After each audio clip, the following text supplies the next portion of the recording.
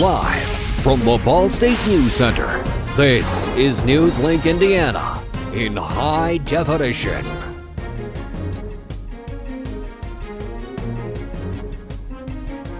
Welcome to NewsLink Indiana. I'm Peter Hoffman. And I'm Mackenzie Clark. Thanks for joining us. This just in, Congressman Paul Ryan told House Republicans minutes ago that he will run for Speaker of the House only if he has the undivided support of his party. Ryan, the current head of the Ways and Means Committee, doesn't merely want to get the 218 votes needed for the gavel. Rather, he hopes to unite all factions of Republicans in the House. The Wisconsin conservative said that if he receives that support by Friday, then he will be, quote, all in. And the Muncie Animal Shelter is working to improve its living standards. Demi Johnson has more on the story. I'm standing outside of the Muncie Animal Shelter where I just spoke to Superintendent Phil Peckinpah about the shelter's upcoming plans to purchase new industrial dog bedding for its canine residents.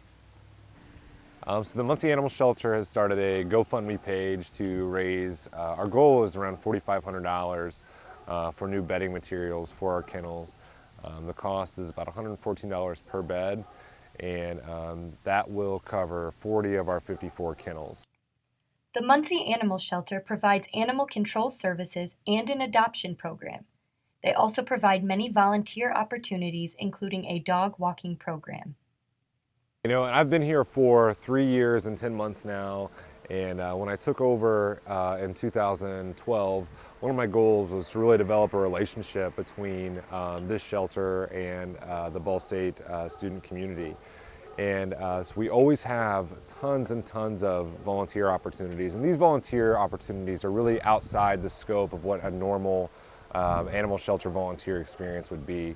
If you'd like to help the shelter reach their goal, you can do so by visiting their GoFundMe site. Or if you'd like to be a volunteer, you can find an application on thecityofmuncie.com. In Muncie, for NewsLink Indiana, I'm Demi Johnson. And to learn more about becoming involved at the animal shelter, visit www.cityofmuncie.com. Now, even though back-to-back Black Friday commercials aren't playing during your favorite shows, that does not mean that Thanksgiving isn't right around the corner. NewsLink Indiana's Jackie Miller tells us how we can make the holiday special for everyone.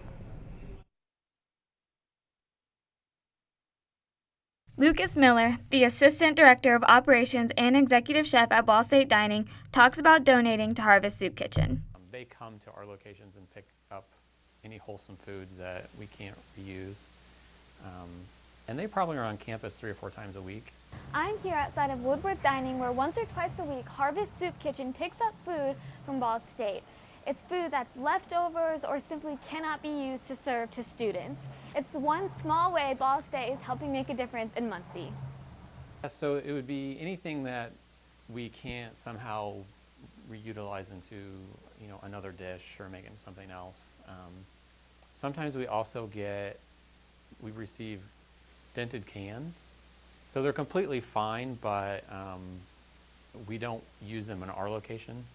Instead of throwing them away, we give them to the soup kitchen and food bank. Harvest Soup Kitchen is a nonprofit organization that serves those in need of food in Delaware County.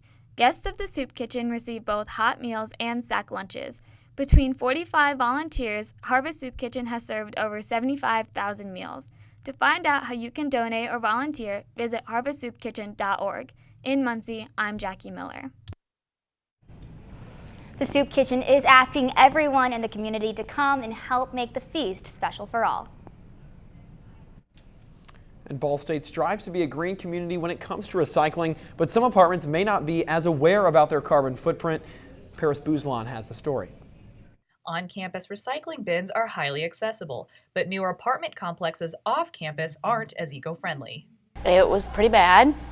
The room always smelled. It was always like the chute was always too full to put anything down. There was stuff all over the floor all the time. It was gross.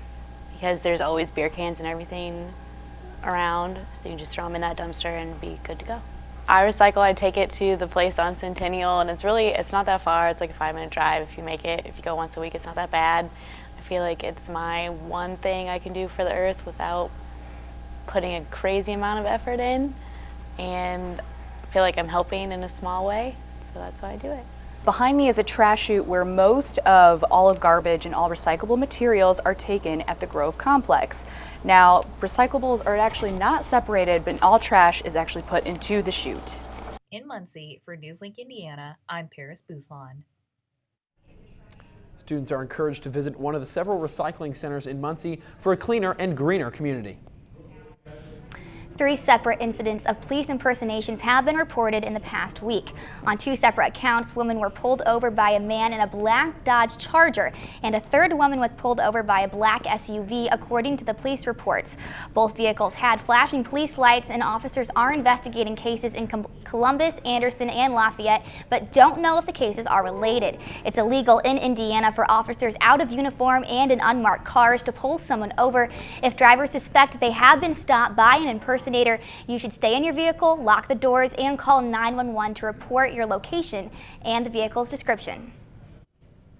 An Indiana University has dismissed the student who is accused of attacking a Muslim woman and trying to take her headscarf. 19-year-old Tristan Bickford is facing multiple felony charges after attacking the woman at a Turkish cafe in Bloomington on Saturday. According to the Indy Star, Bickford had been drinking and hadn't taken his anti-anxiety medication prior to the incident. Bickford was a sophomore psychology major at the IU main campus. Police are investigating a fatal shooting that occurred last night on the north side of Indianapolis. Officers were sent to the 2500 block of Annette Drive after shots were reported at 8 p.m. Police checked the surrounding residential area and found a 49-year-old Rodney Cannon unresponsive on the front porch in the 800 block of Edgemont Avenue. Cannon suffered multiple gunshot wounds to his chest. He was pronounced dead at the scene.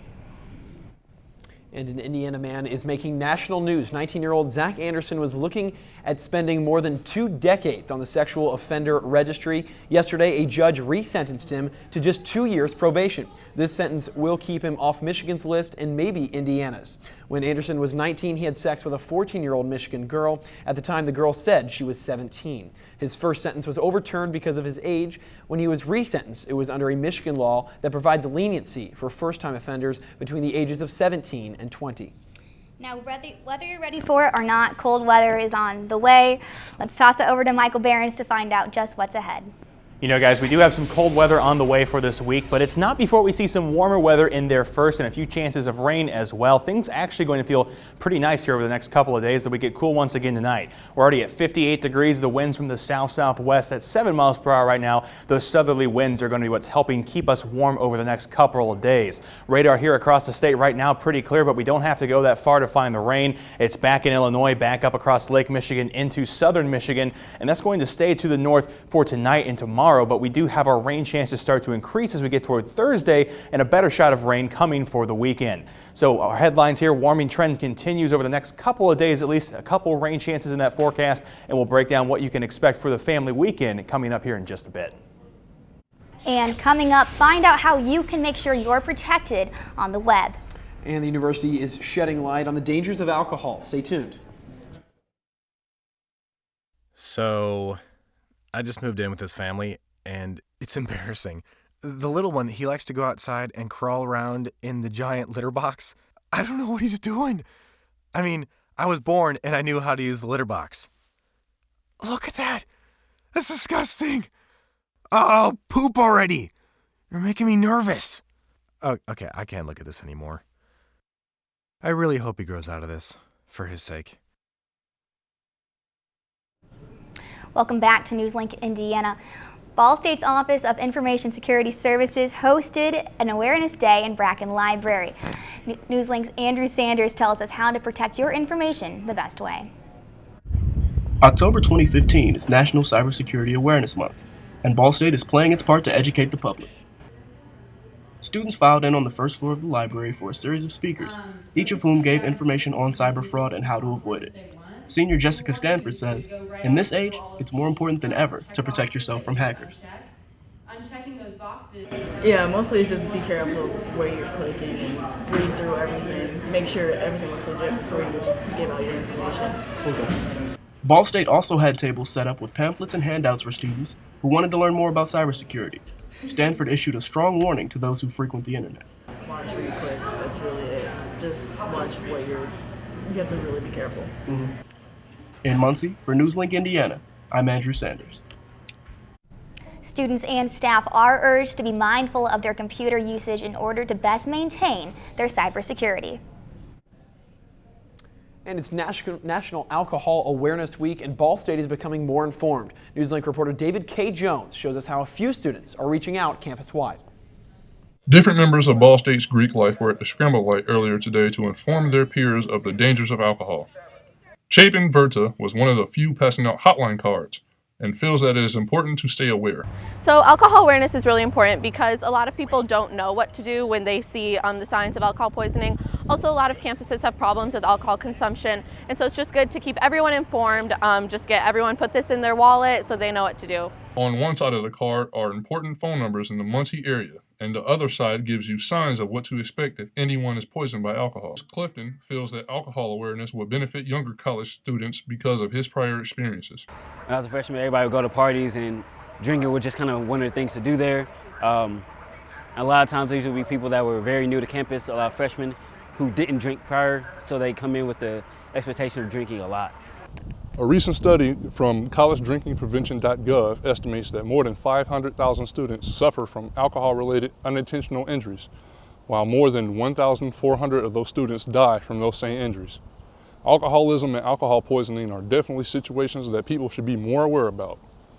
In Muncie, David K. Jones, NewsLink, Indiana.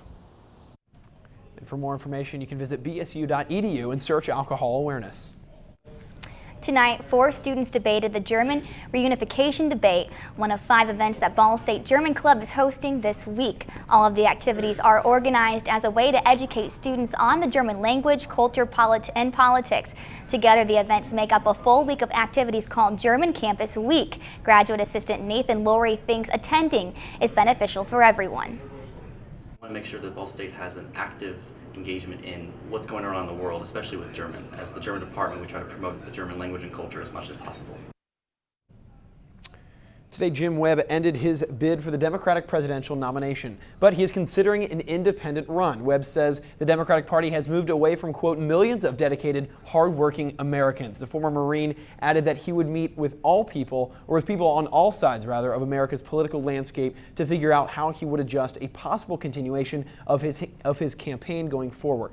According to aides, Vice President Joe Biden has been considering a Democratic bid, but is yet to declare his intentions.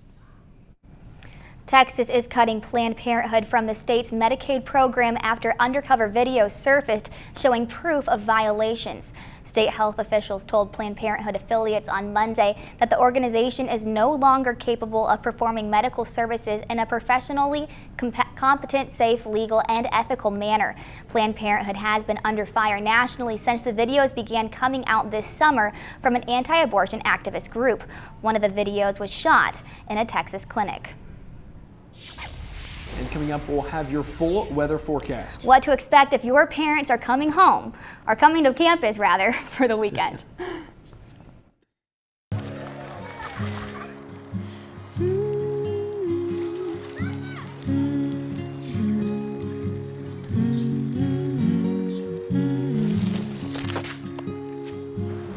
Of all the things you've done with your bike, donating it to Goodwill may be the most incredible of all.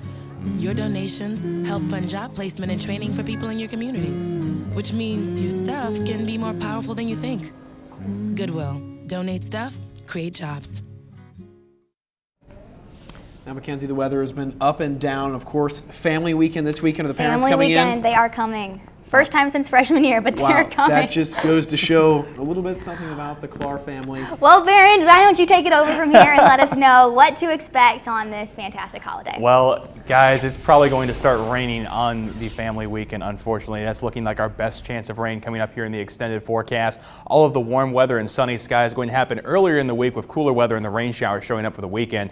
You can see the time lapse out there, Riverside and McKinley, just an absolutely beautiful day. We made it up to a high of 70 here in Muncie this afternoon, so things were feeling pretty good out there. You can see the warm temperatures surging in across the Central Plains, 74 Kansas City. That warm air is moving our way off the south-southwest winds, which are still in place around the region.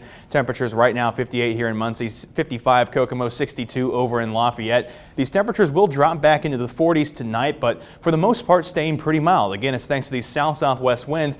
blowing at 7 miles per hour here in Muncie right now, 10 from the south in Indianapolis. And as we put precision cast on these, we'll see these wind speeds stay from the south throughout the entire overnight period, and they pick back up to being fairly windy once again tomorrow afternoon from the southwest at 16 by 3 o'clock here in Muncie, 15 Indianapolis, 16 Lafayette. The winds stay in that sort of gusty, sort of breezy range throughout the afternoon and then calm down a little bit once again as we head into the late hours of Thursday. But look what it does for our temperatures. That southerly flow brings in the warm weather for tomorrow afternoon. We're into the lower 70s for our highs here in Muncie, so things are going to feel pretty good. I definitely recommend getting out and enjoying that Tuesday, though. There should be some clouds around and maybe a very small chance of seeing a rain shower as well. I wouldn't count on it, but definitely expect a cloud cover. The rain is to the north right now over parts of southern Michigan and parts of Illinois as well, but it's not going to really make it here. We'll put precision casts on it. We'll track the clouds in as they build into Wednesday, but the rain showers stay out of the region. A few pop-up showers possible by the afternoon hours, but the main rain threat not really getting here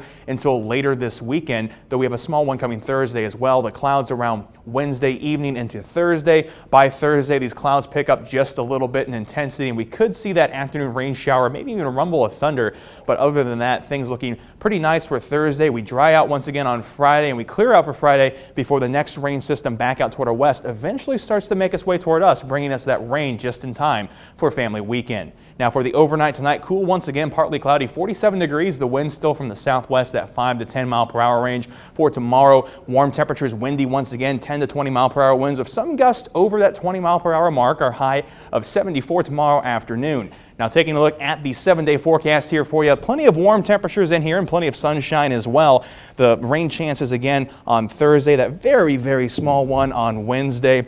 We clear out for Friday, 69 degrees back into the 70s by Saturday with a better shot of seeing the rain showers and possibly a thunderstorm as well. That rain chance does linger over into Sunday with things clearing out for next Monday, but rain chances return quickly on Tuesday. Temperatures back down into the 50s for highs by next week. I don't see any sun. It's all clouds. There was sun in there. There's sun tomorrow, some sun, but some clouds as well. You have to take the sun with the clouds. Take the good with the bad. The bearer of bad news. It's going to be 74. That's the good news. The Baron of bad news. Get it? Michael Barron. Anyways, coming up, find out what's up with your Yorktown volleyball team. And we'll hear from head coach Pete Lembo after a tough weekend on the gridiron. You wanted to be a teacher when you were little, but things changed. Teaching didn't seem that cool anymore, so you decided to become something else. But what would your 12-year-old self say? Amazing things are happening in teaching, so it's time to put it back on your list. Don't try to convince yourself otherwise. You had it right the first time.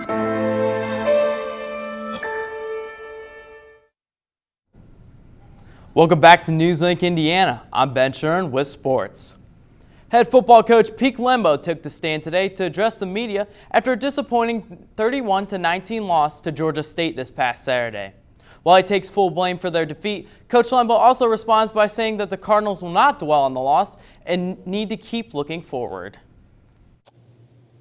And, you know, at the end of the day, I take responsibility, and I don't want to say this in a negative way, but I think the head coach needs to carry the weight of the world on his shoulders when it comes to his team and the program and all those things, and I don't ever want to change that. So it was a disappointment, but you got to move forward.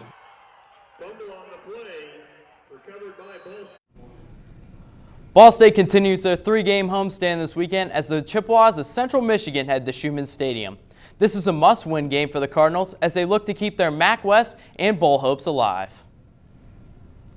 Well, after a stellar 32-1 regular season, the Yorktown Tigers are gearing up for the volleyball sectionals. NewsLink reporter David K. Jones has the story. Yorktown Tigers dominated the regular season, earning a national ranking of 21 while doing so. Head coach Stephanie Bloom says that rankings don't play a factor into their preparation. So I feel like good. I mean, I think rankings are just a stat on paper, and so I don't feel like it's important to focus on it. We don't talk about it. After defeating Shelbyville 3-0 last Saturday, Yorktown immediately switched gears to their first sectional opponent, Blackford. Junior Kendall Murr says that her team is taking it one game at a time. We just have to get past sectional to even do anything. So we're gonna, our energy right now, and our coach always says don't get tired of being good. So we're just gonna focus on what we do best. And Yorktown plays at a neutral site Thursday evening. The match is set for 7:30 p.m. From Yorktown, David K. Jones, NewsLink, Indiana. And one final thing is to tune in to the Colts-Saints game at 1 o'clock on Fox this Sunday, as former Ball State wide receiver Willie Snead is making his first trip back to the Hoosier State as a member of the New Orleans Saints. It's nice to see Willie doing well. We appreciate the sports report. Coming up, we'll be talking a little bit of Star Wars for all you geeks out there.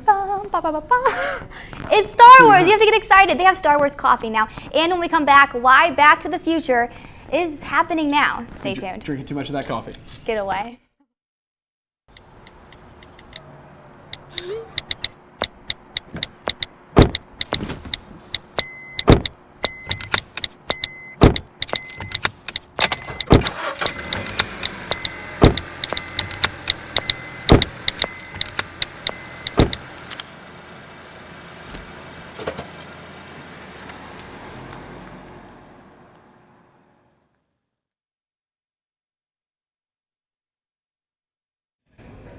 Welcome back, everyone. I'm Sarah Lehman with Entertainment News. October 21st, 2015. For all of you Back to the Future fans out there, you know exactly what that date means. In Back to the Future Part 2, this is the day that Marty McFly, the main character, goes to when he's trying to save his children that have not been born. This iconic day is actually tomorrow. Unfortunately for all of us, we are all still waiting for our flying cars, our hoverboards, and why are we all still tying our own shoelaces? Just a few of the things that McFly had when he went back to the future and to 2015, 30 years ago. Star Wars: The Force Awakens official trailer aired just 23 hours ago. The premiere of the 7th series of Star Wars is set for December 18th, 2015, and tickets have gone on sale. But if you're planning on buying one, you might want the Force to be with you. They are already sold out in some of the IMAX theaters, and they are going fast in others. It has already bypassed the ticket sales for The Hunger Games by 8 times. This film is intended to kick off another trilogy and bring back cast members from the first film. After suffering near-fatal injuries from a car accident on the Jersey Turnpike last June, Tracy Morgan is picking up the pieces, and that's exactly what he is calling his comeback tour. During a guest appearance on Saturday Night Live, where Morgan got his comedic start in 1996, he made the announcement about his comeback tour. The first show of Tracy Morgan's Picking Up the Pieces tour kicks off on February 5th right here in Hammond, Indiana. Now, it might not be 2015 with the flying hoverboards, but what are those little scooters they have now that people stand? They are over-expensive. But they have lights, so people should be happy because that is something. I shake my head every time someone drives by one of those. Get off the sidewalk. But they can't use them this weekend because it's going to rain. I would not use one of those little electric things this weekend. You'll probably shock yourself on them. We're having temperatures, they're going to be all right. They're going to be in the 60s for the start of the weekend, 71 on Saturday, but the rain chances, they are around, definitely on Saturday, definitely lingering into the Sunday. We're going to cool down pretty hard after that cold front on Saturday, high of only 59 by Sunday. That is sad but true, and we will embrace it with our umbrellas. But that's all tonight for NewsLink Indiana. Be sure to watch tomorrow night at 9 p.m. right here on Cardinal Vision. And don't forget to like us on Facebook and give us a follow on Twitter. Enjoy your evening. Great.